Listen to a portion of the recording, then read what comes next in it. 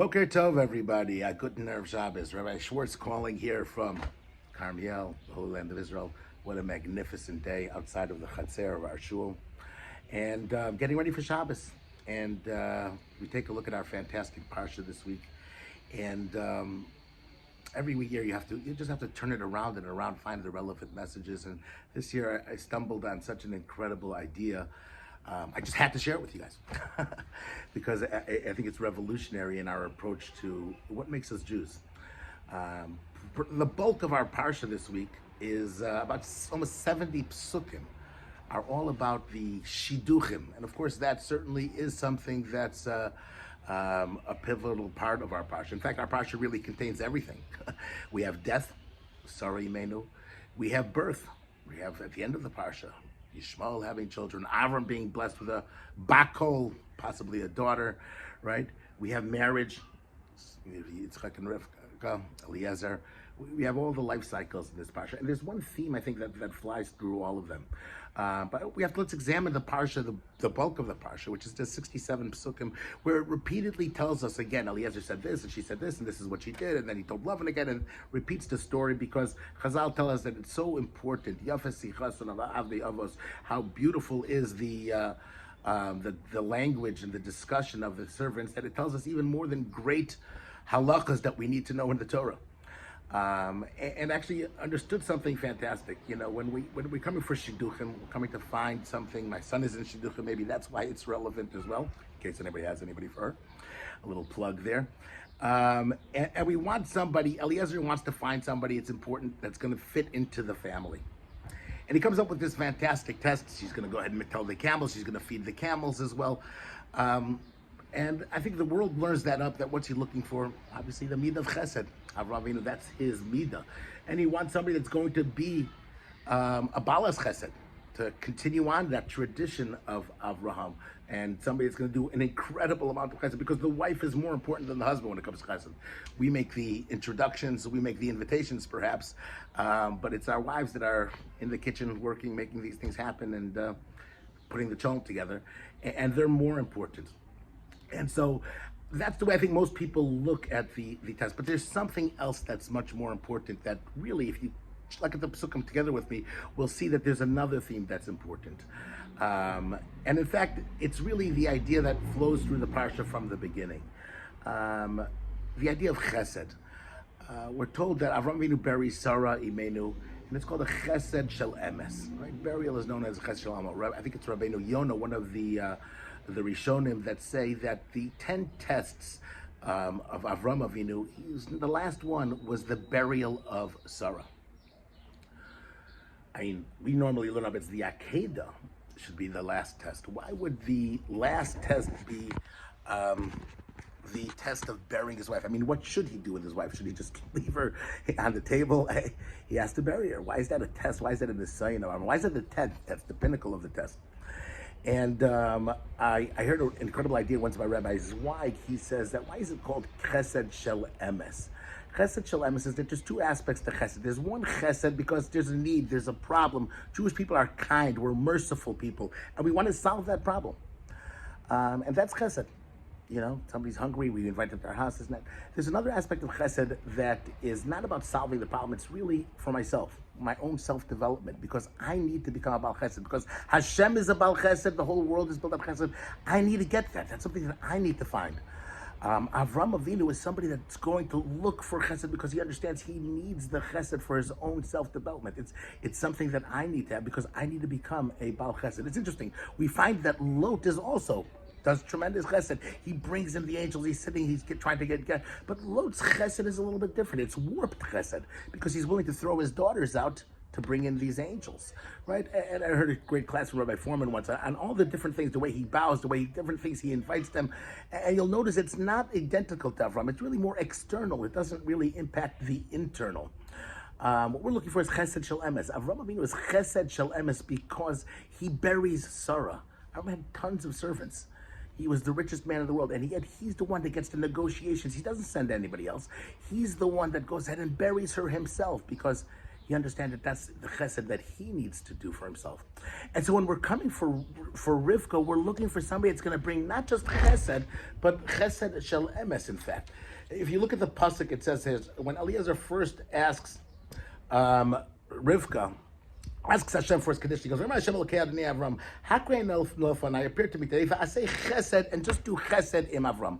What am I looking for? I'm looking for a girl that's going to fit into the family that can do chesed with my master Avram Avinu. And he makes his entire condition over here. And the condition is that I'm going to stand by here, and the na'ara asher amar hatina kadech that'll ask me to pour ve'eshten, I'll drink. She's going to tell me, let me feed the camels as well. Then I'll know that you're doing chesed. I know she's a balas chesed. Okay, that's meaning it's even more than that. It's just a balas chesed. She's somebody that's going to go the extra 9 yards. It's not just feeding me, but she's going to feed my camels as well. That's meaningful. It's not just taking care of a small problem, but she's actually smart enough to see that there's a larger thing. I need to feed my camels. When she comes, what does she do? She goes. She takes off the barrel, and she says to him. And she says to him, she says, Shtei. And then she says, after he finishes drinking, she says, I'm also gamlik malacha ashov ad im kilu lishtos. Till they're going to finish drinking. I don't know if you guys know how much a camel drinks, right? But a camel drinks about 130 liters per camel. Right, they can actually drink that in about 10 minutes. Little camel trivia here from the tour guide. 130 liters. If you take a pail of water, figures about 10 liters maximum you could fit into a pail. You're talking about that she has to keep going back and forth, right? For each camel, 130 liters, 13 times back and forth to fill up this pail, and there's 10 camels. Right? It's an incredible thing. I remember we had for this year for Yom Kippur, we had for our shul these outdoor coolers that I had to, air conditioning, so I had to go fill it up with water, and the hose didn't reach. And I was going back and forth to the sink. After 10 times of filling up my 2-liter bottle, I was done. And she's going back and forth.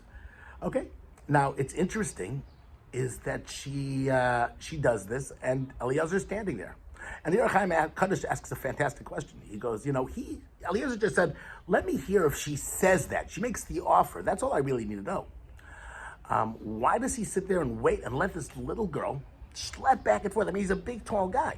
He's a sturdy guy. He's an Eved. And she's going back and forth, back and forth, back and forth. And he's just sitting there, smoking a cigarette. I don't know. What's he doing? It's wild. I mean, just be a mensch. And it doesn't stop her. Why does he do that? And the Ephraim Kaddish says something fantastic. He said, because she actually said, I'm going to do it ad kilu lishtos, until they finish drinking. Eliezer goes, oh, really?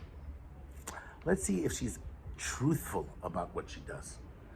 Let's see if she actually does what she says she's going to do. Right? Let's see if she's going to make it all of them.